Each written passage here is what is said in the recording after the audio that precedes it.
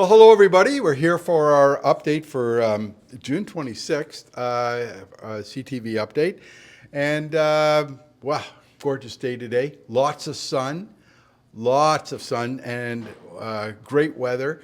We had a soggy weekend, but it's drying out. And we have an issue we want to talk about, a little bit of worry in terms of the sun and everything else. And Cam, maybe you can talk about that for a second. Yeah, for sure. Thank you, John. I think in the past we talked a lot about some great items to protect your face with the hats and how to hydrate. But just to emphasize the point a little bit about the importance of wearing sunscreen. There was an article in Score Golf this month. Some local, national PGA of Canada pros have been affected by sun exposure. Right, it's a big eye opener when you see some tour players, caddies, Justin Thomas and the likes that have had some challenges. So we can really stay healthy and put ourselves in the best position to avoid these challenges by putting on sunscreen every day. That sounds like a good plan. Even, and I know a few members have had skin cancer, so thankfully they caught it early and they're going to be fine, but it is something to be concerned about. Wow, soggy weekend. Saturday it rained, not as much. Sunday it poured, but we had the intersectional qualifiers and we have some results from the intersectional qualifiers. And Tyler, why don't you take it away? Some amazing results. Thanks, John. Yeah, this weekend we were able to wrap up the intersectionals. Mother Nature was giving us a good challenge. We did have some rain. The golf course on Sunday was a little wet. However, that's fine. We're golfers. They all got it in. So there was, I think, a total of maybe about 20-minute delay for Sunday, which was not bad at all. The results, though, we were so excited to see some amazing results. And getting the Sunday's round in, we actually had Josh Marcotte play a phenomenal round, 66 he shot, 5 under par. He ended up winning, or was top qualifier for the men's division. Also, Sanvi for the ladies division, she was top qualifier. And both of these are juniors. They both qualify, obviously, for the junior team as well, but both top qualifiers, men's and women's, are from our junior program. It's amazing. That is amazing. And we have to declare who is going to be playing in the mid-amateur for us. That's right. So, again, very excited to announce the first eligible person from the intersectionals, from the men's intersectional, who does meet the requirements is Jared Coyle. So Jared, congratulations. You've been awarded the host club exemption into the men's mid-am later in August. Wow, Jared, you're going to have a busy summer playing the U.S. Amateur and now the mid-am, and it's going to be an exciting time. And the mid-am's on your home course. I expect you to do well. Yeah, a couple of other things about the intersectional qualifiers. The results will be the results are on the website now, but the team will be sent out sometime in an e-blast. That's right. Our men's captain, or our club captain, Phil Byrne, is just finishing up his email to the membership with all the results. So everyone will be able to see who's made which team. It will also be posted on the message of the day as well to see. Okay, that. So I'm not going to post them here. You'll be able to see them when they come out, and so you keep an eye out for that. Mid-amateur sponsorship. There was a memo that went out this week to get some help with sponsorship on mid-amateur. Perhaps, Cam, you can comment on that. Great. Yeah, it truly is a really good opportunity for members and local businesses to get involved. We've had some support over the last month. Great opportunity, especially with the volunteers coming. I mean, we all know the players will be here, a strong field of 156, some caddies, some families. But when it comes to our putting green, the fence, back patio, there's lots of great areas where company logos will be displayed. So it'll be a really nice way for businesses to get their name out. Members can also support the event through the supporter package link and make personal donations as well. And the huge benefit here is the Golf Canada Foundation will be issuing tax receipts. So it's not just a simple advertising, marketing, because we're supporting amateur sport in Canada. You get a tax receipt. Great, that's super. So everybody, let's get on board. This is a big show. All of Canada's watching, so and they're watching us. So let's do it right. A few weeks back, I had an opportunity to go out with Tyler, and Tyler I asked him, like, the 5 most common mistakes you see as a teacher of golf. And we had done the first 2. The third one is today, and that's weight shift. You're keeping your weight on the back a lot, and you're not shifting your weight forward. And I know this one's tough because, well, let's watch the video, and then we'll comment on it after. Session 3. Okay, we've gone through 2 swing faults now. We went through the over the top. We went through the scooping. Third most common fault you see. So John, one thing I always look at with all my students is how their balance is. How are they balanced over the ball? What is their balance like during their swing? And a lot of times I find golfers, by the time they hit the ball, they have not shifted their weight forward. They're still on their back foot. Right. So they're not getting any momentum through the ball. So we want to make sure that while we're swinging, that we're transferring our weight from our back foot to our front foot in order to, generate a lot more power and to prevent ourselves from leaning back. Okay, but we also don't want our head going forward either. No, we don't. So we want to kind of sit. Head stable. So that's where we have a little, that's a good point. So that's where we have a little bit of head-body separation. Our head stays still, but our body is going to release. So I will show you. Yeah, do that. So let me show you the fault first. So I'll get golfers setting up really nice over the ball. They're in a good posture, good ball position. And by the time they swing, they're leaning on their back foot. Right. They can't get through the ball. And you might see people even take a step backwards from doing that. So we always want the momentum to be going forward. We always want the transfer of energy going forward. Good way of doing that is you try and feel a little bit of resistance on your right side or on your back side.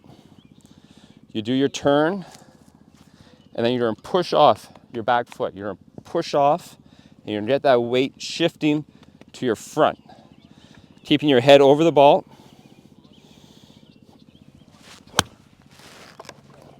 And you get to your left side.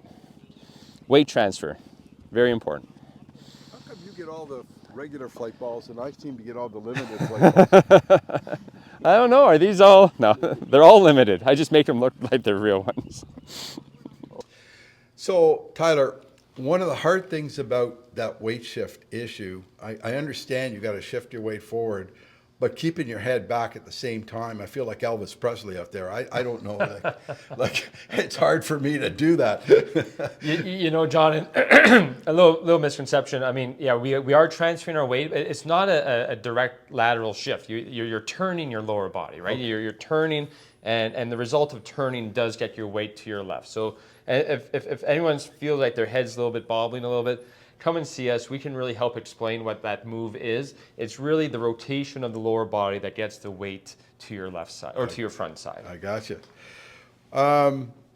Well, thank you very much for that. That's these videos have been fantastic, and I want to thank these 2 guys plus Fergus and Nolan. I'm dreaming up 5 things for Nolan to do yet. He's got the last 5. So don't forget, he's a lefty. So for all the lefties out there, that works because we have a lot of left-handed golfers here. Yeah. Unfortunately, they picked up the club the wrong way. What can I tell you? Okay, Tyler.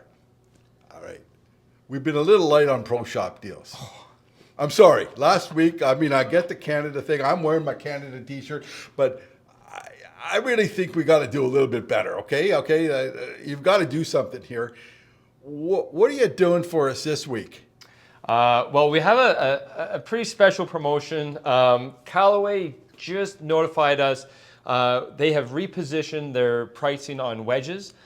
So we are now in a situation where we have marked down all our Callaway Jaws wedges.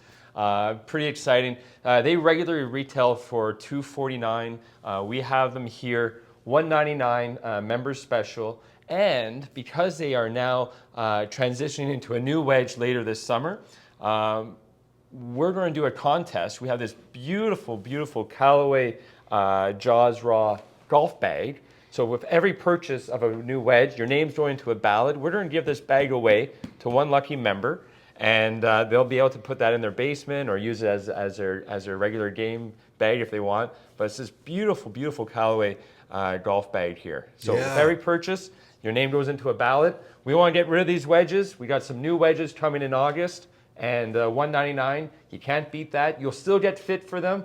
We have a bunch of fitting wedges that we can still use.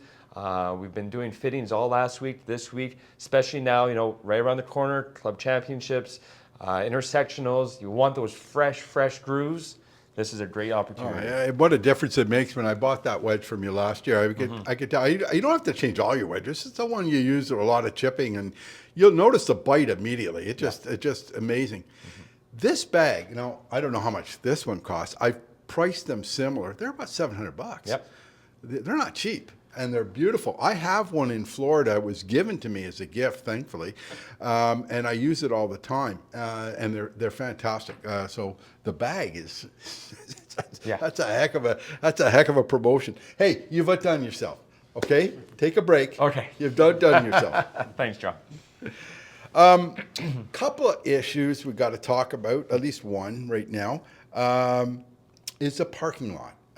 We have an issue, and it is a dangerous. I viewed it yesterday. I'm going to show you a picture of the area we're talking about. And if you park a car there or an SUV, well, it's hard to see. Maybe you can talk about that. Yeah, thank you, John. We have seen a difference this year, and there's a few more members and guests parking specifically outside of the spots right along Marina Drive. And the feedback is obviously it's harder to see when you're exiting the parking lot. It's harder to look left and right to make your turn when you're exiting the club. So it is serious. We really don't want to have an accident out there. Please park between the lines. Overflow areas, right? We have the area towards the back, and then some of the grass and gravel at the front. We realize more capacity would be good long term. Some things that we'll look at with committees and management, and we are looking at some deterrents along Marina. But in the meantime, please spread this message to your friends and do not park there. I ride my bike down Marina Drive, and if somebody just happened, and because I'm riding on the outside part of the highway, if somebody can't see me, it could end badly. So please don't park there. Thank you. Well, I've labeled this Cam's Great Adventure because was it Tuesday or Thursday? Thursday of last week? You were out? Monday. Monday. Cam had a great adventure. He's going to talk about it right now. Well, thanks, John. Nice to play in an event, come out of the woodwork a little bit. It's rare. Obviously, we had the team event. It's really rare there's an event back-to-back weeks. Just happened to be that way this year. And first individual stroke play round in a little while, and did okay. I mean, coming off a little injury in March. Goal was top 10 out of about 40, and finished 7th, and more importantly, it was great to represent the club. Be there. Congratulations. And I understand you didn't have any practice round. No. You've never seen the course. Canada Golf and Country Club, wonderful facility, great layout, some interesting holes. But actually, the take home was when you don't know the course to really play conservative, fat side of the fairways and greens, because I had no choice, I had no knowledge, and that paid off a little bit playing conservatively. Well, that's interesting. That's a good lesson for us all. Because sometimes you don't get a chance, especially those guys at Intersectional. Now that you got to pay to play in most of these places for your practice round, you may not get a chance to see the course and good strategies used. I always find the greens difficult to play in other courses because they aren't like ours in many cases, and it's always tough to get used to them. And I have tough adjusting, both for chipping and for putting. So. Last week, one of the kitchen specials was the haddock with the fries. I think it was curry-coated haddock. I didn't have the curry-battered one. I had the regular one. I got to tell you, it was absolutely delicious, just succulent. And we got more stuff this week. Let's talk about the kitchen. Well, that's good to hear, and kudos to Chelsea and Sean, definitely. This week we have, of course, there's another fish feature back, and that's the sesame tempura battered cod this week for just $20. Pretty good price point as well. Yeah. Cajun chicken spaghetti with a nice cream sauce, tomatoes, onions, served with garlic bread. And we have a mango berry summer salad, tender greens, strawberry, mango slaw, some almonds, and you can add protein to the salmon if you wish, or to the salad if you like. Yeah, that battered cod looks good, and it's a good interim step until you get my chili nachos, Sean. I want my chili nachos back on a Friday night, okay? Chili nachos Friday night, but this stuff's pretty good. It's very, very good. Yeah, well, we have Learn to Love It clinics this weekend. We sure do. This is our third week of Learn to Love It, or our third session.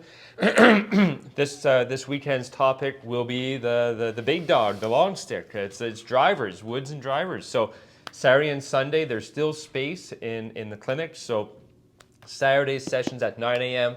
On Sunday, we have a 9 a.m. and a 10 a.m. session. So if you haven't signed up yet, check online or give us an email or give us a phone call. Still space, but yeah, the Learn to Love It's are going great. So please take full advantage. Every parent knows what this week is. The last week of school. You got them for the whole summer, Mom and Dad.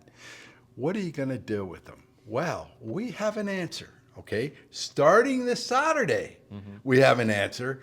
But I'll tell you, it's great for them to come out and play as well. So maybe you can talk about what's happening is it Saturday? This Saturday, Saturday, yeah. We're you're right, John. School's out. We're going to see a lot of the juniors probably hanging out at the club, which is great. We love seeing the juniors here at the club. And again, just a reminder, all juniors who are part of our with a junior membership, this Saturday we're continuing on with our complimentary junior clinics. So from 12 to 1 p.m., come and join us. We do appreciate if you do register in advance so we know how many people are coming. But complimentary clinics, myself, Nolan, and Fergus will all be here to help with that. And we're looking forward to seeing you. Yeah. Yeah, and you know, it's hard to get out on a Wednesday. There's no question. There's men's league, satellite league, a lot of things going on. But there are times available throughout the rest of the week. I know my sons, what they love playing golf, and it was nice for Maureen and I to be able to drop them at the golf course and know they were safe for 4 hours. But their favorite part was going into the lounge there and ordering their fries and hamburgers and charging it to Mom and Dad. Hey, it was fun dealing with that. Right. So they love that part of it too. You know, they feel so important. You might have noticed I'm wearing red, my Carleton red shirt. A little bit big for me, Tyler. I might have to get another one.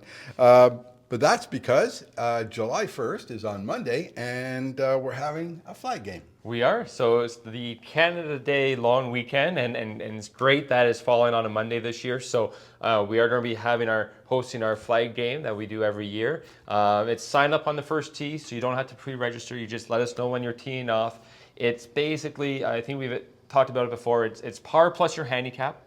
So if you're par 71 plus a 10 handicap, that gives you 81 shots. Wherever your 81st shot finishes, that's where you plant the Canada flag. Whoever goes the furthest, opportunity for some great prizes. Tyler, I think you got it backwards. I think it should be the first person that puts this flag down. I'm convinced I can do that by the 9th hole. I do it every other week. Why can't I do it this week? You give me a prize for the first flag, and I'm out there. Most honest golfer, right? Yeah, okay. And on Sunday, July 7th, big event at Carleton, huge. Our men's team is hosting the OVGA event, and we're in the B category. We're in the B division, so yeah, we're very excited to be hosting the men's division. So it is open to spectators, so all members who would like to come out and follow the groups and watch and cheer on our team, come on out. First tee times will be starting at around 11 a.m. There's a captain's meeting beforehand, so that's usually between 10 and 10:30, but then we get started. Alternates go out first, and then we go through our whole squad, starting at 11. Yeah, I've been on those teams, and it's an exciting day, and we got a good young team here, very good, and some experience, a lot of experience on it as well. We've got a date for the women's yet? It's the following It's the following weekend. Yeah, okay, following so Sunday. July 14th and at Camelot. And we'll talk a bit about more about that, as we will talk about when we get the next week. We'll talk a bit about the 7th and the 14th. But first of all, we got to talk about Friday the 12th, because we have some big news for the men's member guest. Very big news, John. So last week we sent out a save the date for the men's member guests. We were hoping to get 50 teams this year, 100 players, and we reached that number in no time. We actually had people on a wait list at 50 teams. So we sent out that save the date. Today, we sent out a note, 4 spots remaining. We extended it to 60 teams. 4 spots remaining. Within an hour, those were gone. Okay. So you might have seen a couple of emails recently just talking about the member guests. It's amazing. 4 years ago, we didn't even have an event. Yeah. And now we're sold out weeks before it's even taking place. Well, that's amazing, and I think it's the first time the men have sold out before the women, because the women always sell out. So we know that's going to happen, ladies. July 19th, it's a women's member guest, right? It is, yeah. Like we do back-to-back member guests, one Friday, the next Friday, and the women's are certainly going to be putting on a great show. They always do. Both men's and women's, there is a charity component as well, so it's all in support of Dreams Take Flight. So there's going to be some great opportunities to buy some raffle tickets. There's some great prizes for that. But the women, can't say enough about it. It's going to be a phenomenal day. So sign up for that if you're interested as well. Well, gentlemen, I'm going to. That's all we have for today, but I'm just going to wish you all a happy Canada Day. I hope you have a good day on that day. It's going to be gorgeous. The weather, they say, is going to be 26 and sunny all day. So good day to come out and celebrate Canada Day and with your family and everything else. So, gentlemen, until next week, play well.